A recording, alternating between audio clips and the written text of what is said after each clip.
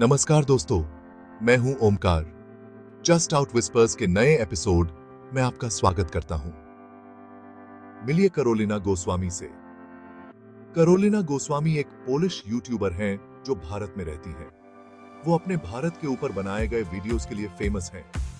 Carolina के videos में अक्सर भारतीय संस्कृति, सोसाइटी और ट्रैवल देखने को मिलता है। भारत में रह रही एक पोलिश राष्ट्रीय होने के कारण उनका अलग नजरिया लोगों को बहुत पसंद आता है। करोलिना का यह सफर भारत के लिए उनकी दिलचस्पी से शुरू हुआ। उन्हें भारत के समृद्ध इतिहास और अलग-अलग संस्कृति के बारे में जानने की बहुत जिज्ञासा थी और इसी जिज्ञासा ने उन्हें YouTube चैनल बनाने के लिए प्रेरित किया ताकि वो अपने एक्सपीरियंस और नजरिया लोगों से शेयर कर सकें।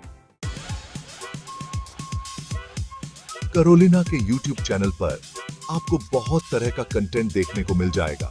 वो भारत के अलग-अलग राज्य में अपनी यात्राओं को दिखाती हैं। वो स्थानीय खाने स्वाद करती हैं, वहां के लोगों से बातचीत करती हैं और ऐतिहासिक जगहों को अन्वेषण करती हैं। उनके वीडियोस में आपको असली भारत की एक झलक देखने को मिलती है।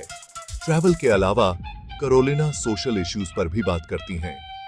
वो महिला सुरक्षा, गरीबी और भारत में शिक्षा जैसे विषयों पर अपने विचार रखती हैं।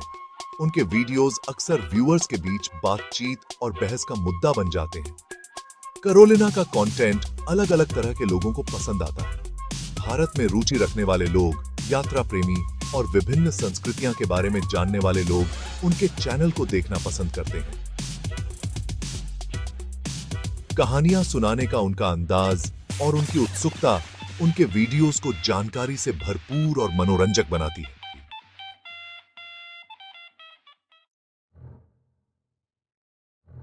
हाल ही में करोलिना एक अनपेक्षित विवाद का हिस्सा बन गई।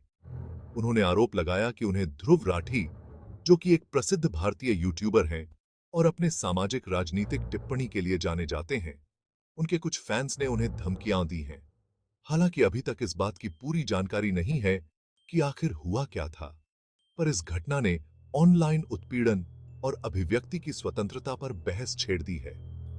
कुछ लोगों ने इन धमकियों की निंदा की और कहा कि सम्मानजनक संवाद बहुत जरूरी है।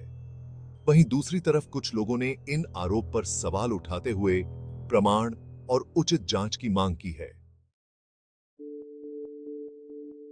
करोलिना की प्रतिक्रिया और परिणाम। इन कथित धमकियां के जवाब में करोलिना ने एक वीडियो रिलीज किया और इस परिस्थिति पर बात की। उन्होंने इस घटना पर अपनी निराशा और चिंता जाहिर की। साथ ही उन्होंने रचनात्मक आलोचन और सम्मानजनक जुड़ाव के महत्व पर भी जोर दिया। इस घटना ने ऑनलाइन फेम के एक डार्क साइड को उजागर किया है। इसने ऑनलाइन उत्पीड़न के प्रति कंटेंट क्रिएटर्स की भेद्यता और अधिक जवाबदेही और डिजिटल साक्षरता की जरूरत को प्रमुखता से किया है। बड़ी तस्वीर को समझना। करोलिना गोस्वामी और ध्रुव राठी के फैंस द्वारा दी गई कथित धमकियां के मामले एक जटिल मुद्दा है जिसका कोई आसान जवाब नहीं है। ये घटना जिम्मेदार ऑनलाइन व्यवहार, सम्मानजनक संवाद और ऑनलाइन उत्पीड़न से प्रभावी ढंग से निपटने की जरूरत को दर्शाती है। डिजिटल नागरिक होने के नाते ऑनलाइन स्थान में जिम्मेदारी पूर्वक व्यवहार करना बहुत जरूरी है। हमें अपने शब्द और कार्रवाई के प्रभाव के प्रति सजग रहना चाहिए।